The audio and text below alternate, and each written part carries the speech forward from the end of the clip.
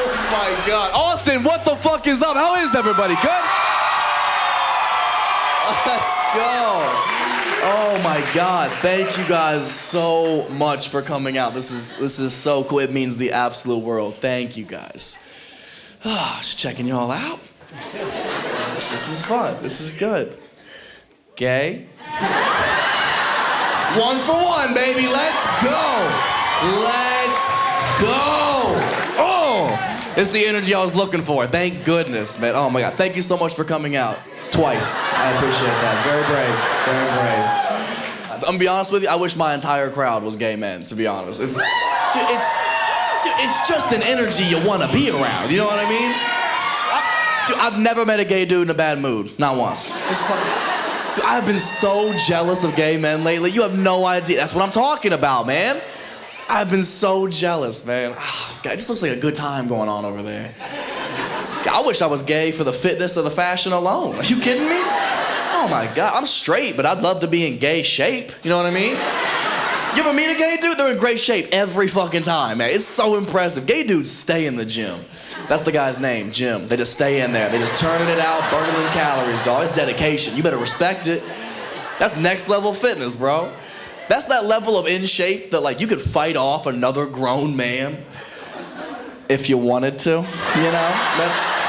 That's up to you. You know what I mean? You put in the work, top or bottom. That's you, dog. That's your prerogative. God, and if they're not fucking shredded, they fucking dress impeccably. You guys look fantastic. Oh my God. I don't know if you guys know this, but gay men have a stranglehold on the fashion game. They are killing shit, bro. Nobody in this world dresses better than gay men. You better respect it. It's pretty impressive. I mean, you spend enough time in the closet, you're bound to find something. You know, you just...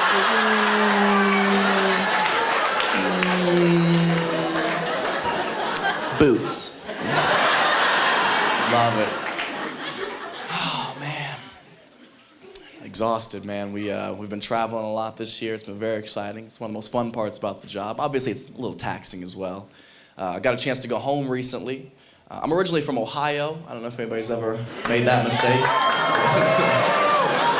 I never go home. I left 10 years ago right after high school, and that's about it, man. I go home maybe once or twice a year. I'll go home for Christmas or something like that. You know, I'll go home for the holidays. And I don't mind that as much, because whenever I go home for Christmas, I stay with my grandpa, and I love my grandpa to death. He's probably the closest person to me and my family, and I love staying with him because whenever I'm not there, he lives by himself. And my grandpa's lived alone for like 15 years. He's been single 15 years. Hasn't been on a date in 15 years. As you can imagine, carpal tunnel's on its way. And because he's lived alone for so long, he's kind of become this like crotchety, grumpy old man. Like, he doesn't like anything or anybody, just complains all day long. You all know an old person like this. So he's always the hardest person to shop for Christmas every year. So 2 years ago, it's mid-December, right? I'm at my place in LA, I'm getting ready to go home, finishing up all my online shopping, and it gets down to him every year. I'm sitting there just racking my brain. I'm like, what the fuck do I get this dude? He doesn't like anything. He doesn't like anybody. He doesn't have anybody. So I bought him a pocket pussy. Normally I would be like, does anybody not know what a pocket pussy is? But this is 6th Street. Y'all be fucking banana peels or whatever y'all can find out here. Y'all in no position to judge my family, okay? Bro, I just wish y'all could have been there to see him open it on Christmas morning. Because we all thought he was gonna be like, what the fuck is this shit? But he was like, thank you. This is exactly what I needed. I was like, it's a fleshlight, not a purple heart, dog. Relax, okay? Stop feeling so honored. He loved it, man. So obviously Christmas is a good time. And then we fast forward a little bit. Now we fast forward to that following February. And I hadn't spoken to my grandpa since Christmas, so I call him up. Hey, Steven, what's up, man? How you doing? I love you. I miss you. Christmas is fun. It's always good to spend the holidays with you, you know?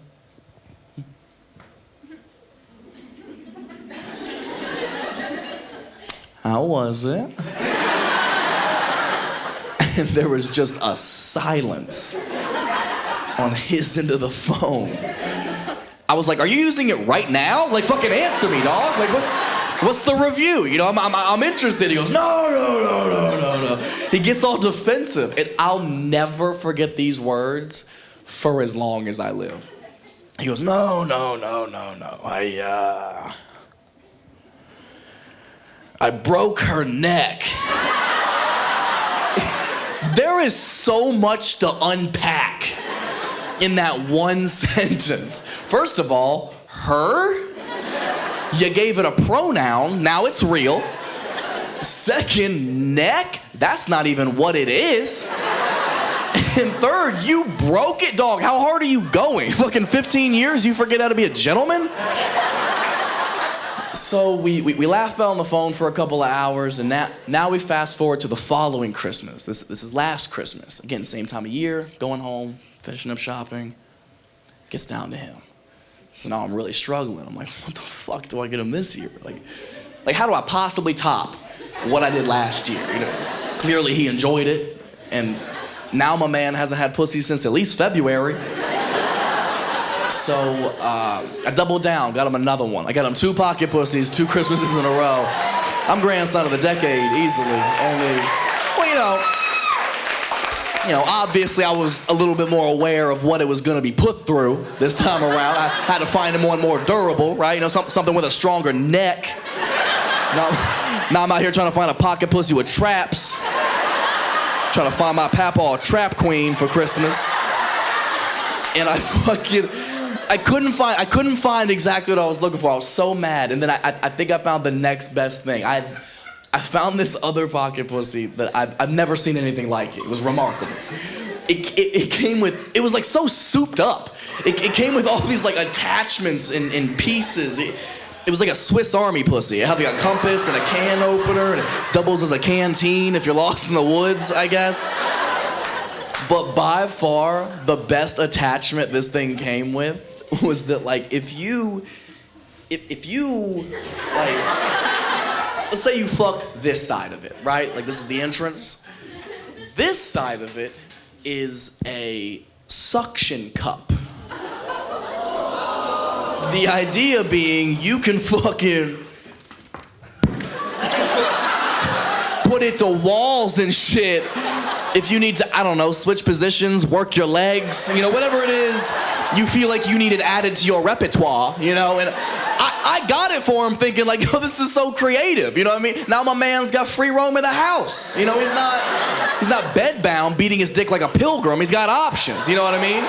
So I was excited for him, but now I'm fucking terrified to go home this Christmas and there's just gonna be chunks of drywall missing all around the house, waist level. Doing a bit of remodeling, are we? His house looks like a mid-demo project. I'm like, God damn, Papa, you literally fucked from the window to the wall. Got your dick sucked down the hall. Oh, Steve. Oh. He's disgusting. But he's funny, man. He's very funny. I called him about a month ago, and I told him I was gonna start telling this story on stage, because it's 100% true, and I think the world should know that. And he's got such a good sense of humor, man. He was joking with me back. He was like, you keep telling people that story. I'm gonna leave it to you in my will. Which I think would be fucking hilarious. I told him, I was like, yo, you should do that, because I'll put your ashes in it, name it Ashley, and then I'll fuck it. Just kind of keep it in the family, you know what I mean? Just from generation to generation. Just so he can meet his great-grandkids, you know? Guys, it's called cremation. Grow up, okay, will we? Grow up.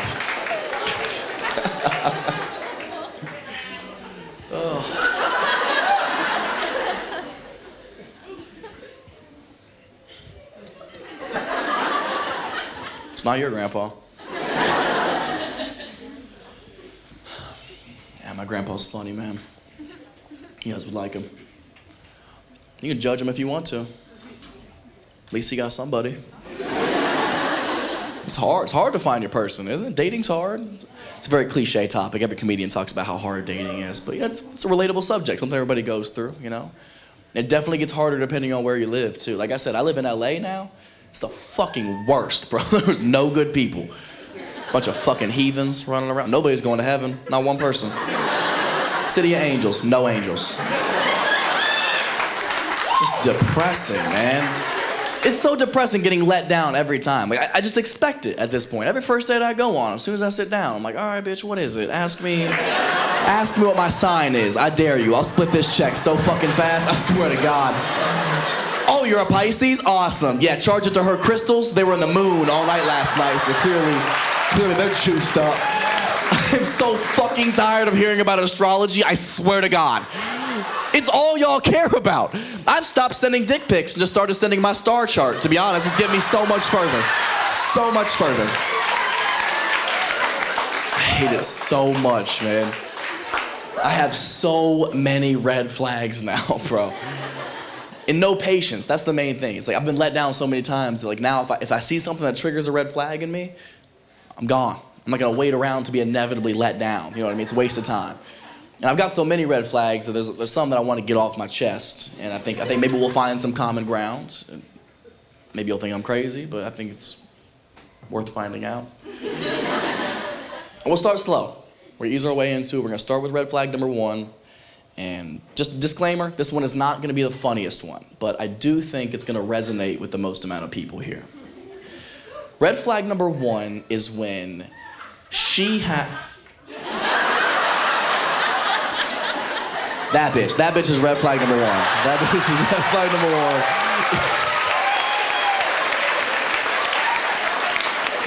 1. Girls who don't drink enough water. That's what it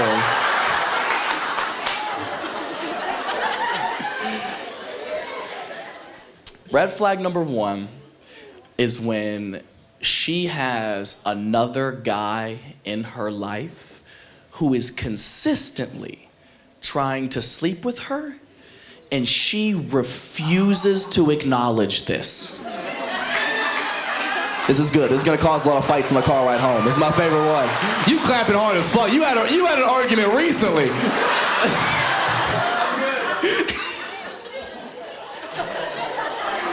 Like I said, this isn't the funniest one, but you better believe every dude in here in a relationship right now knows the guy in his girl's life that he's like, fuck that dude, I'll kill him tomorrow. It's so obvious to us, right? As the boyfriend, this shit is clear as day. We can spot it from a mile away, usually the beginning of the relationship. We'll clock it, we'll pull you aside. Hey, babe, I know you hang out with so-and-so, and that's fine. You're a grown woman, you can do whatever you want. I'm not controlling or anything, but just so you know, that dude's trying to fuck you. And women will always have the exact same naive reaction. Babe, come on, are you serious? Him? You're worried about him?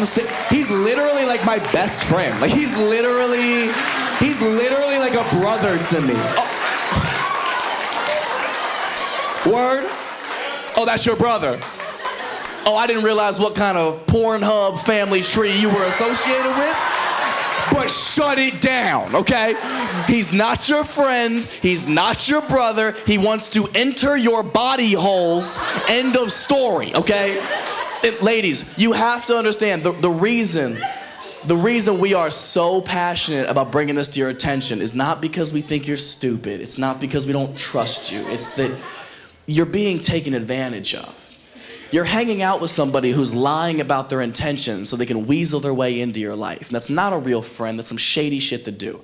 So we're just trying to point out something that's happening under your nose, so hopefully you can be aware of it and put a stop to it. I promise you, we are coming at it with good intentions. And you still want to get mad at us and act like we're the crazy ones making this shit up. Oh, that is so ridiculous. Why would a guy go through all that trouble and pretend to be my friend just to sleep with me?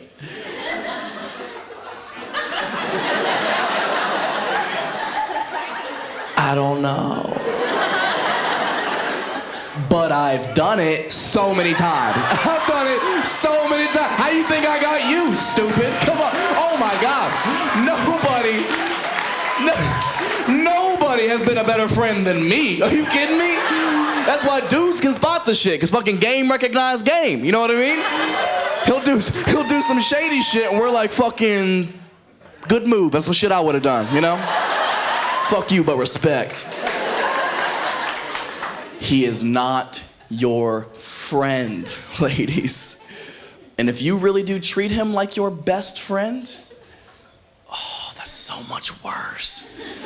Because if you treat him like your best friend, that means you have gone to him with all of your secrets, all of your problems. He knows everything you like, everything you don't like. You've probably complained to him about everything your boyfriend does wrong. So now this motherfucker has all the infinity stones to become the perfect guy for you. So when you and your boyfriend finally break up, who do you go run into? Me. And I've been waiting for this moment, boy. Weeks, months, maybe years. I've been waiting for this exact opportunity, bro. I've been putting in work too. I've been sending you memes in the morning. I've been texting you, how's your day going? I don't give a fuck about your day. Are you stupid? It's my day. I care about my day. Come on, man. It's about patience. All I've had to do is play it cool and stay in the game long enough and wait for the day that you come banging on my door, crying your eyes out. And I just have to play stupid, like, oh, whoa, whoa, whoa, whoa, whoa, whoa, hey. Why are you crying? He said he doesn't trust me? That's crazy. Y'all broke up? Oh my God. I am so sorry. Oh, some dudes are so insecure. Oh my God. He's not your fucking friend. Stop falling for his shit, ladies. I'm trying to tell you. Preach. Oh my God! Shut up. Now, I understand this is the part of the red flag that I'm sure a lot of the women in the audience are thinking, well, Matt, what about the reverse? How about when a guy has a girlfriend? What about that? And I hear you. Look, ladies, look, a guy can have a girl that is just a friend. No, listen. I'll wait. You as a girl can be just a friend to a guy, but it means you're ugly. I'm sorry, I know you don't want to hear it, but you just a homie with a ponytail. I don't know what else to tell you, man. Men and women can be just friends, but one of y'all fucking busted, okay? Somebody ugly, or maybe both. Maybe both of you are ugly, in which case y'all should be fucking anyways. That's why it's called bumping uglies.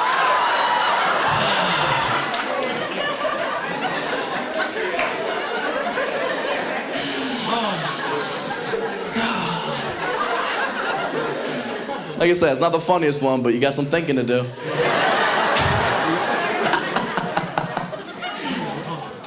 Oh, man. Red flag number 2. Red flag number 2, she cannot have any distinct physical features. I'll explain. Nobody feel targeted. And before you get mad at me, I'm not even the shallow one in this red flag, by the way. It's my fucking friends. Because all of my friends are black, and they will roast you within an inch of your life if you have anything prominent about your face that stands out at all. They have cost me so many potential relationships. I was seeing this girl last summer. I thought maybe she was the one, man. She was fucking beautiful. She was smart, funny, didn't know her dad. She was new to town. She was new to town. She just moved to LA from Austin a couple months before I met her. Like very, very sweet, innocent girl, right? We were hanging out for a while. We went on a handful of dates, and everything was going great until like just a couple of dates in, I was hanging out with a bunch of my friends of mine who I hadn't seen in a while. So, we're hanging out, catching up, and they're grilling me about, what's going on, what's new, you seeing anybody? And I was so proud and excited to be seeing this new girl. So, I broke out her Instagram. I was like, that's her. And my friends immediately were like, oh.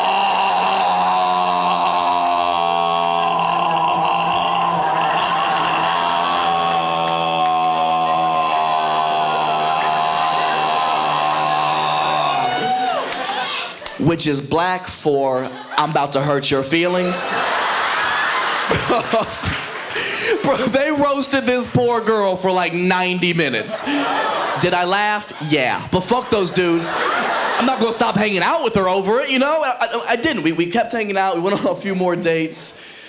Until our last date, man. We were at dinner, and she just laid it out there. She was like, you know what, Matt? I'm having a really nice time with you. And I think it's time we take this relationship to the next level. And we need to start incorporating our friends into our hangouts. I need to meet your friends, you need to meet my friends. We'll all hang out together, see if our friend groups get along, And I was like, why? Why are you trying to rush things? I'm having such a good time getting to know you, She's like, no, it's important that our friends get along. I was like, no, I hear you. I just don't. I don't think it's such a good idea. And she started to get really upset. She was like, and why not? And I was like, because we have the same chin.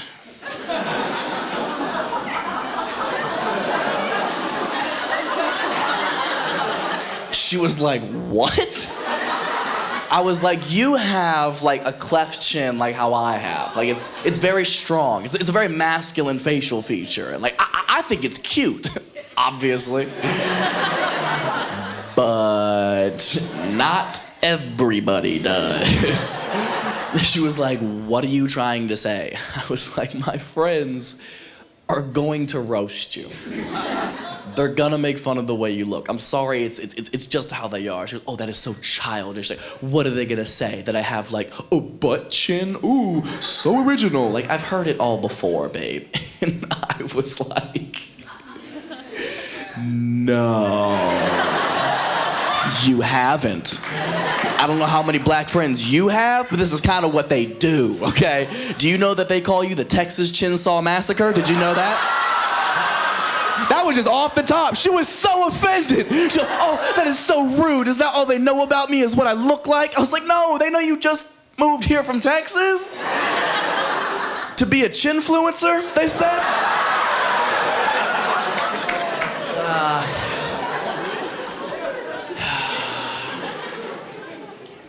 And now I miss her, man.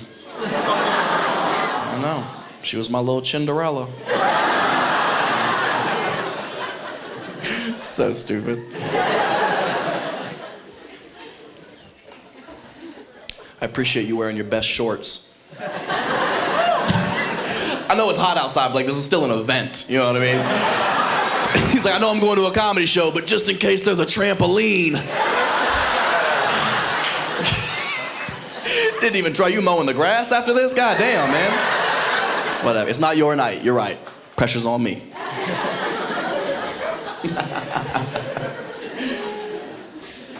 Red flag number 3. Yeah, there's more. Red flag number 3, a big red flag for me is if I don't have anything in common, like hobby-wise with somebody. Like it's such a necessary relationship trait to have, I think. It's so easy to be physically attracted to somebody. Obviously, it's everyone's first instinct. But I think if you want longevity in a relationship, you have to have that extra layer of compatibility, right? You have to want to do things together, I think. So like a big red flag for me is like if a girl doesn't go to the gym. And that's just because it's a very big part of my life. I love going, I go every day. I'm a very big advocate of going to the gym and working out. And it's so good for your health, not just your physical, but your mental health as well. Get your endorphins going, get some of that stress relief out of you, But I do acknowledge that it's not for everybody. It's intimidating for some people who don't go every day. And I try to be cognizant of that, and I try to help out the best I can. Like, there may be some people in here right now, or maybe watching at home, that want to get started and just don't know how to take that first step. And if there is anybody out there, I highly recommend the program I just started about 6 months ago that changed my life forever. And that program is where I only work out with black dudes. Exclusively. Because black dudes will push you to your limits whether you want to or not. I started about 6 months ago, man. I was in the gym one day, and I was having a bad day. I was stressed about something. I was angry about something, and I was like, man, fuck this. I'm gonna use this negative as a positive. I'm gonna use this aggression. I'm gonna put up some weight. And I was hitting a chest day, so I was like, fuck it. I'm gonna hit a new max on the bench press. So I go in there, put the lighter weights on first, get loosened up, get warm, you know, and then you gotta put on the heavier stuff. And when you do that, you're supposed to have a spotter, so you don't die. And I didn't know anybody in there at the time. Closest person to me was the black dude at the bench next to me. So I walked over, I was like, hey man, would you mind spotting me for this set real quick? And he was like, yeah, I got you. I was like, I feel like you do. Everything about your voice is safe. I feel like I can lift the world now. Okay, come on. So we go over to the bench together. He gets behind the rack in the spot position. He's ready. I lay down, and I'm trying to psych myself up, get in the zone, line up my hands, get a good grip, and finally I just get it off the rack. Oh, I get 1 rep in. Oh, I get 2 reps in. I get stuck on the third. My arms start shaking. And he can see this. So like any good spotter, he has some words of encouragement. I'm trying not to die, and this man just gets in my ear. And do that shit. Do that shit. It ain't nothing. I was like,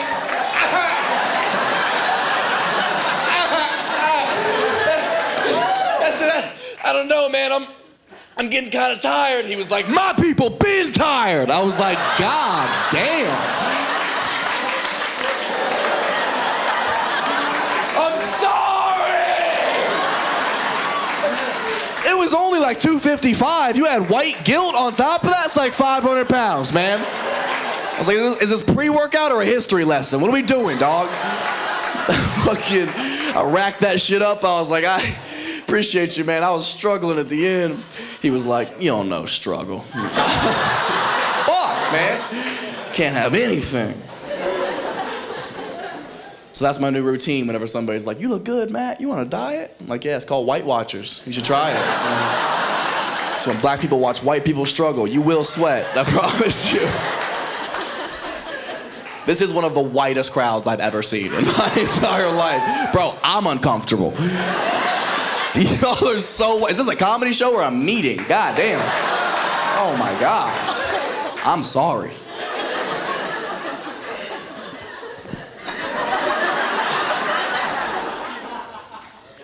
Red flag number, we could try something different. This could be fun, or it could be a fucking nightmare. But I think we can have fun.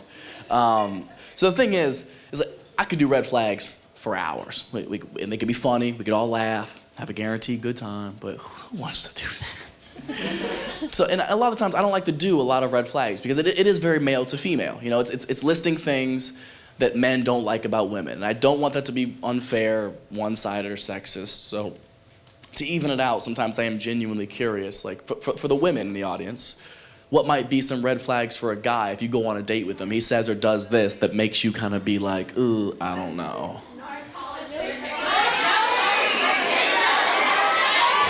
Hold on, I'm gonna go balcony. What is it? Is it a good one? Splitting the check. Okay. Splitting the check. On a first date? He asked in the beginning of the date?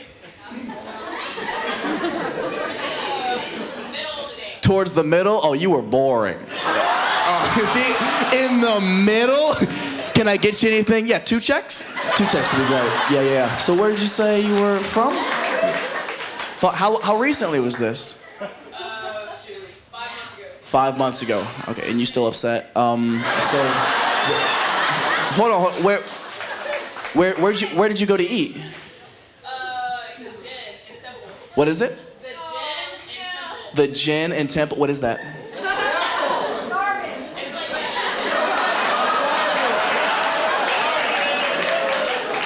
Rude.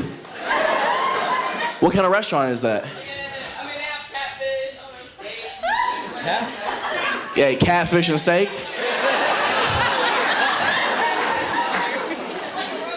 It's like a roadhouse, an expensive roadhouse. Okay. Well, yeah. I mean, maybe. Did you like him? Until that moment, did you like him?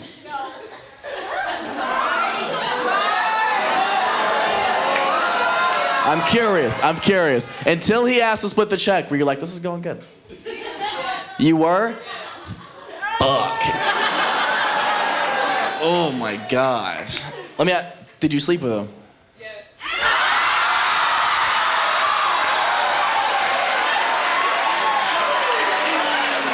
Wow. Oh my God. He split you and the check in one night. Oh my God. Did he leave a big tip?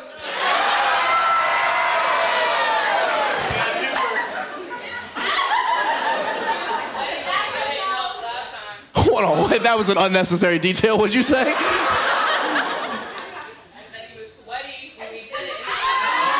He was sweaty after, yeah, my man was putting in work.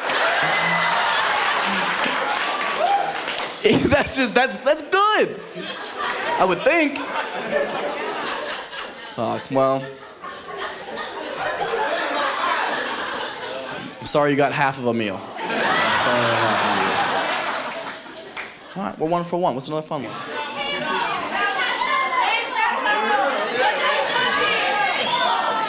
Do you have a fun one? What is it? He says he's taking hormone therapies, but meanwhile he's huge and does steroids. Ooh. This is gonna get cancelable. Let's do it. So you said when he says he's on hormone therapy, but he's just fucking jacked. So hormone therapy, what's that supposed to do? Balance it out, basically? So what, he says he has too much like natural testosterone? No, he doesn't have enough. He doesn't have enough? Okay, how long have you been seeing this man? 25 years? What? Where'd you meet him? You met him when you guys were kids. So he tells you he's going on hormone therapy to get more testosterone, but you think he's on steroids? You know so? Did you find them? Yes. Could you get me some? I'm trying to get in gay shape, dog. Let's go. I'm taking all the shortcuts. You did find some? Was it a needle or a pill? He is gay shaped. Oh. She said she thinks he is in gay shape. The plot thickens. Oh my God. This is the bigger red flag now.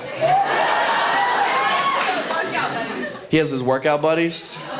Do you have a picture of him? I want to see what his gaydar says about. Oh fuck! God damn it! The phones are locked up. God damn.